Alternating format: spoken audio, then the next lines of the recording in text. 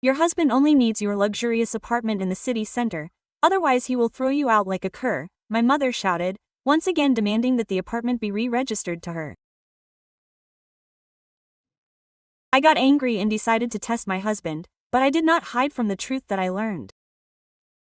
Before continuing, subscribe to the channel and leave any comment. Your support helps to develop the channel and share even more stories with you. Enjoy listening. The gate creaked shrilly and disgusting, as if emphasizing the end of our next quarrel with my mother. I almost ran to the car, swallowing tears and feeling how much my hands were shaking. Behind me was the unweeded vegetable garden, unpicked raspberries and my mother alone again at her dacha. The day turned out to be hot. By 3 o'clock in the afternoon, I began to work not at all in the store. That's when it all began. Lenachka, sit down for a minute, my mother called me, wiping the sweat from her forehead. We need to talk. I already knew what there will be a conversation. For the last 6 months, all our conversations have ended the same way.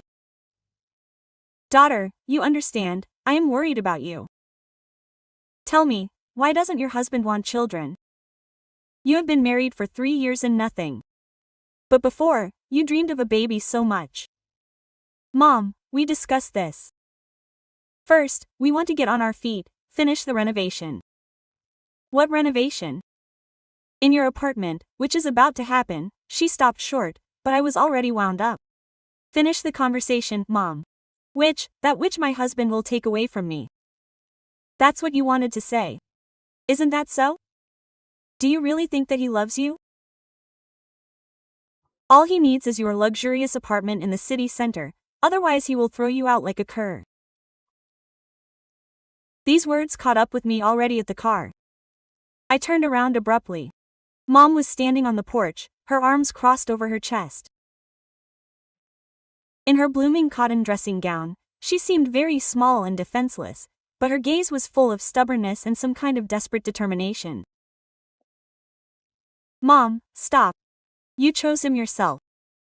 Remember, you said that he was so decent, so reliable. That's right, he seemed decent, and now what? He sits at home all day, supposedly working. Normal men go to the office. Yes, I interrupted. Do you know how much he earns from his remote work? We went on vacation twice a year. He's about to squander your money, and your apartment will fly away before you know it. He'll fool you and leave you. Brainless, I repeat for the 1,000th time, you have to transfer the apartment to me before it's too late, otherwise you'll end up living under a bridge before you know it. I'm a mother, I won't give you bad advice. I looked my mother in the eyes. 3 years ago, everything was different. We weren't just mother and daughter, we were best friends. She was the first to know all my secrets. We chatted on the phone for hours, we went to sales together. When I met Andre, my mother was as happy for me as anyone else. So serious, she said then, and kind eyes. A man for life. After the wedding, her attitude towards her newly made son-in-law suddenly began to change. At first, these were trifles. A displeased look when Andre did not finish her signature pie, a remark that he spent too much time at the computer. Then the Pryoks began to have more and more.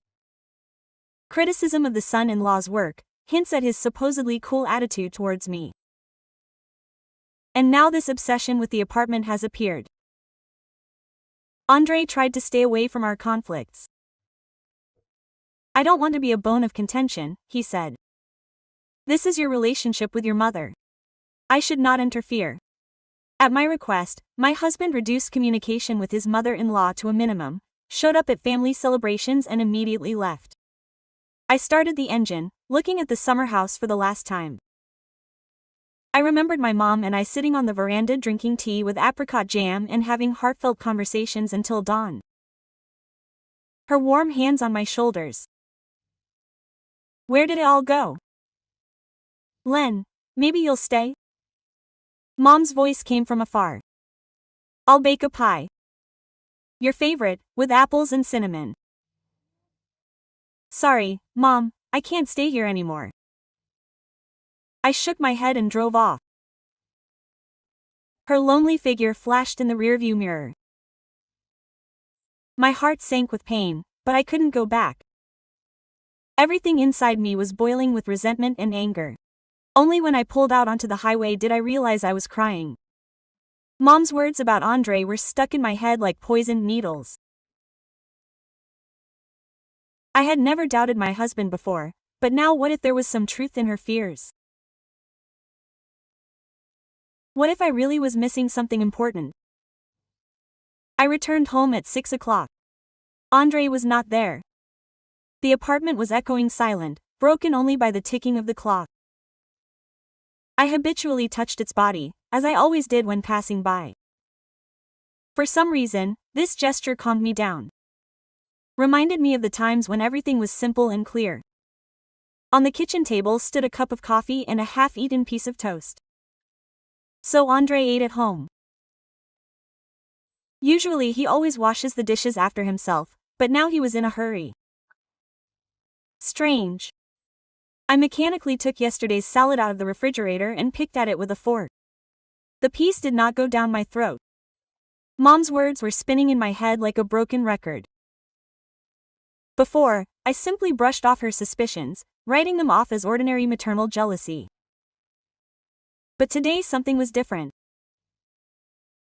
I decided not to wind myself up and reached for the phone. The beeps lasted a long time, but Andre did not pick up. I dialed again, the same result. Surprisingly, my husband usually always answered. Even if he was busy, he would at least hang up and call back. Over the 3 years of our marriage, this has become our unspoken rule. 10 minutes later, a message came. Sorry, honey, busy. Important meeting at the Silva Cafe. I'll be free late. Don't wait up with dinner. I reread the message several times. What kind of meeting? Why at the cafe and not at the client's office? And why couldn't he just call back? Andre had never held business meetings in a cafe before. He said it was unprofessional. I dialed his number again and again heard long beeps into the void. Anger began to boil inside me. What kind of stupid behavior is this? For the first time, my husband behaved so strangely. Even on business trips, he always found a minute to call back. Calm down. I told myself. You're acting paranoid. The person is coming towards me, it's inconvenient for him to talk. To distract myself, I tried to do some cleaning, but to no avail. My hands made a habitual movement, but my thoughts stubbornly returned to my husband. I dusted, washed the floors, even sorted out the closet. I did everything automatically, not noticing anything around me. Then I called Marinka, my best friend. But she was busy with the children and could not talk. I'll call you back after 10, she promised. Are you okay? My voice is kind of strange.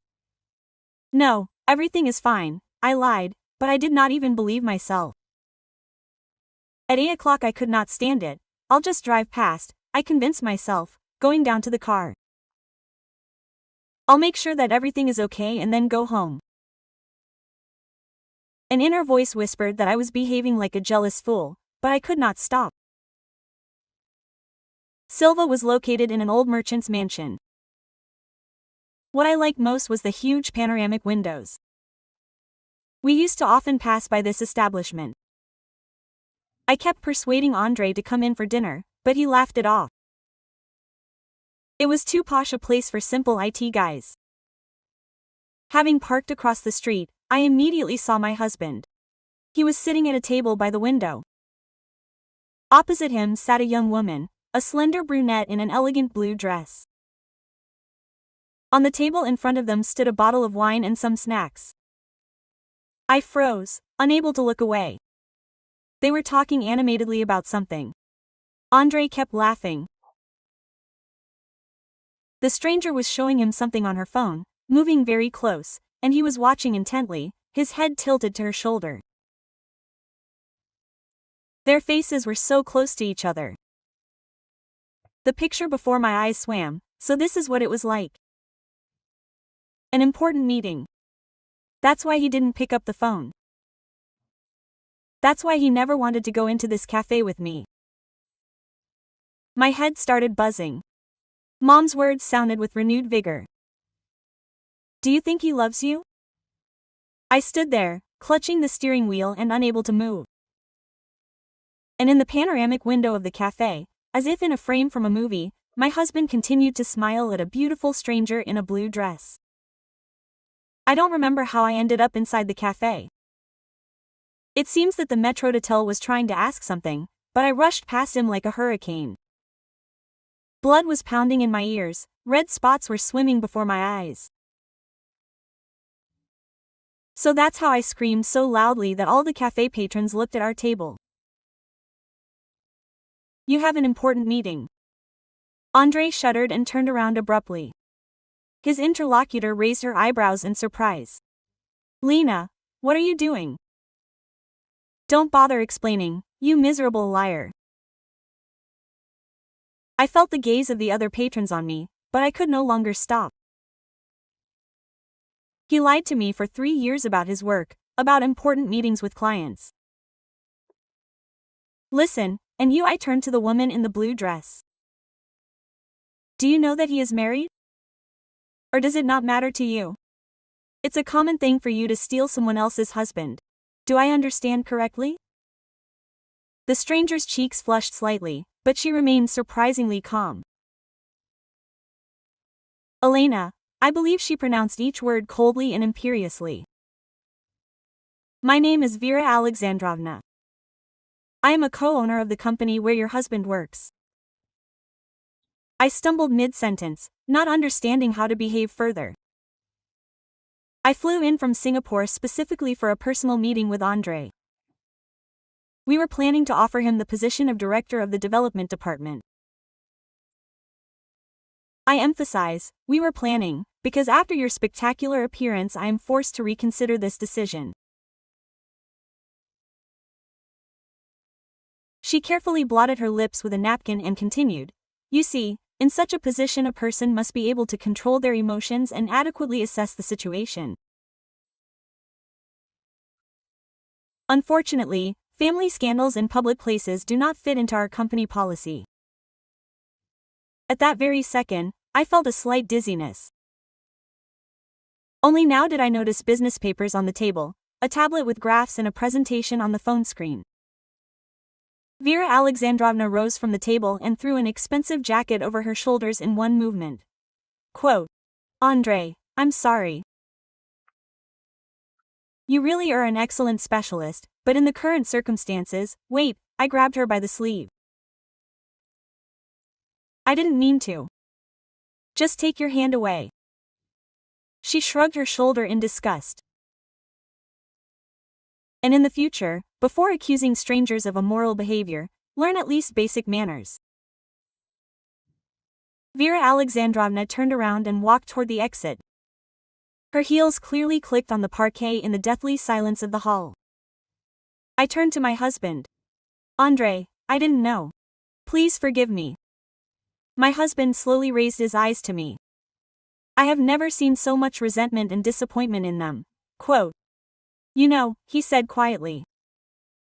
For a long time I didn't understand how you could resist your mother's influence so much, and now I see that you have become exactly the same.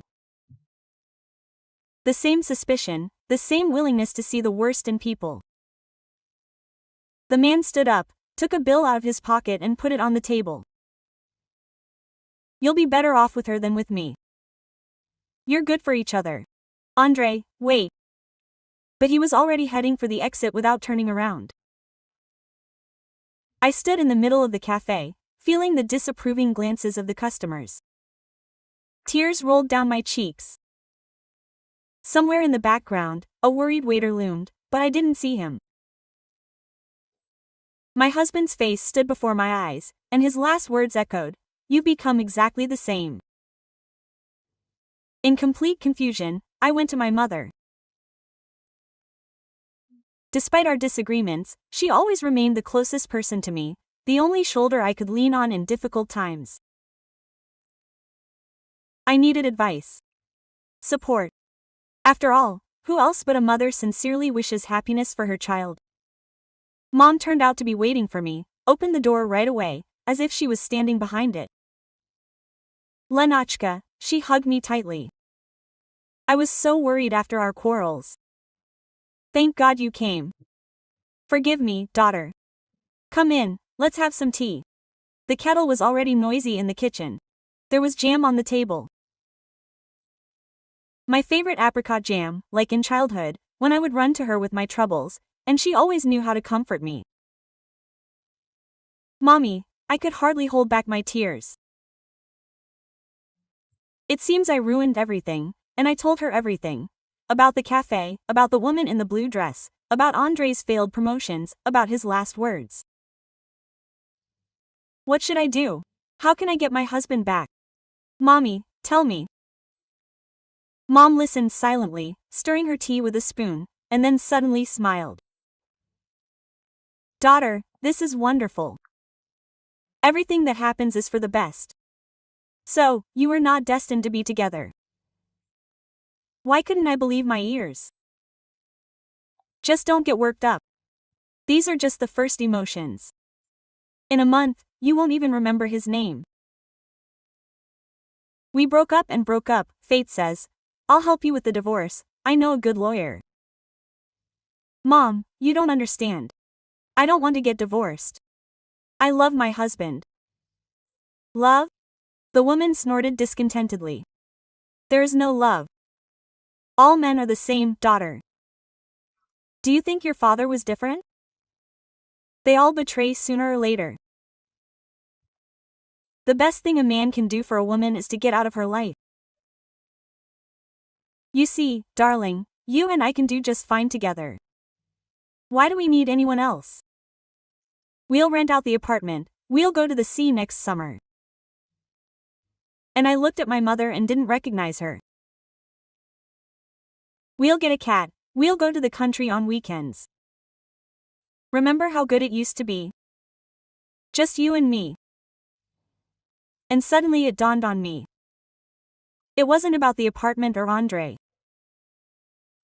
All this time, my mother had been methodically destroying my marriage, not for any mercenary reasons. She just wanted to get me back. Mom, my voice was shaking. You did this on purpose, did? All these hints, suspicions.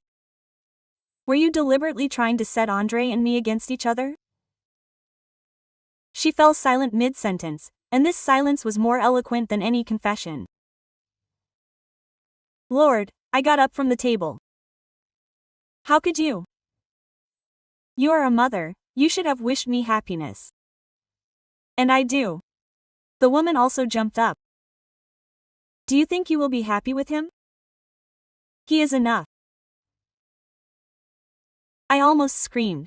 You are selfish, you destroyed my marriage because you were lonely. You poisoned me with your suspicion, your fantasies, turned me into a copy of yourself. Lena, no, Mom, I will not become like you. I will not live in a fantasy world where everyone around is an enemy. And I will not allow you to manipulate me for your convenience. I grabbed my bag and headed for the exit. Do you know what the worst thing is? I came to you for support. I thought you would help fix everything. And you don't even try to hide your joy that my marriage is ruined. Mom stood in the middle of the kitchen, her hands helplessly hanging down.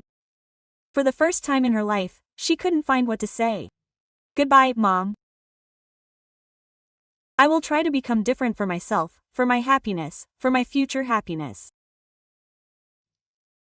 I tried to talk to Andre for 2 weeks. I called, wrote, waited outside the office, but my husband was adamant. We have nothing more to talk about. Lena, please don't bother me. And then a summons from court came. Divorce. I sat in the kitchen, holding the official form in my hands, and felt my world finally collapsing. My head was spinning, nausea rose in my throat. I attributed it to stress, but a couple of days later my condition only worsened. Marinka insisted on visiting the doctor. Congratulations, the doctor smiled after the examination. 6 weeks pregnant. I burst into tears right there in the office. I cried from happiness, from despair, from fear. All at once, baby. Our baby with Andre. How untimely. And at the same time so right. My first impulse was to call my husband, but something stopped me. What if he thinks that I'm trying to manipulate and thus keep him? No, I can't. Let everything take its course. I shared this wonderful news only with Marinka. She hugged me tightly. Congratulations, darling. Children, this is wonderful. Everything will work out. You'll see, everything will be as it should, even if it's different. About a week later, I was cooking dinner just to keep my hands busy and distract myself from negative thoughts. It was getting dark outside, drizzling rain. Suddenly the key turned in the lock. My heart stopped. Andre was probably getting his things. My husband stopped right in the hallway and looked at me questioningly. Why didn't you tell me? About what? I knew perfectly well what he was talking about, but I was afraid to believe him. About the baby, Len. Why am I finding out about your pregnancy from a stranger? Why do you always think for me, decide what I will think and how I will react? I was silent, afraid to scare away the moment. You know, Tisha's husband continued. When Marinka called, I thought for a long time, thought about you, about us, about how we met, how you laughed at my stupid jokes, and now we will have a child. Perhaps this is a sign. Maybe we will try again. And will you be able to forgive me? Will you be able to truly trust me again? I will learn again, day after day. I am ready to try, if you are ready too. I will never promise again, my husband interrupted me. Just be yourself, the girl I fell in love with. She knew how to be sincere. Timishka was born on a spring morning, a strong, loud-voiced boy. When we were discharged from the hospital, the first thing I saw was Andre's happy face, and next to him was a tearful mother with a huge bouquet of flowers. Lenachka, she came up to me and took my hand. Forgive me, I understood everything. I promise that I will never interfere in your family again. I can just be a grandmother, a real loving grandmother. I looked at Andre. He nodded slightly. Of course, Mom, just remember that Timishka has a dad, the best dad in the world. She nodded very often, clutching a bouquet to her chest. I know, my daughter, now I know. Timishka fidgeted in his diaper. We all involuntarily turned to him. He was so little, but he had already managed to do what we adults could not. He taught us to trust each other again. Andre took my hand and quietly said, "Thank you for what? For being stronger than your fears. For not becoming like him." He stopped short. Like Mom, I smiled. You know, she can also change for the sake of her grandson, for the sake of the family, he corrected and kissed me. The spring sun was shining outside the window. Life was starting anew. Life in which there was only room for trust, love and forgiveness.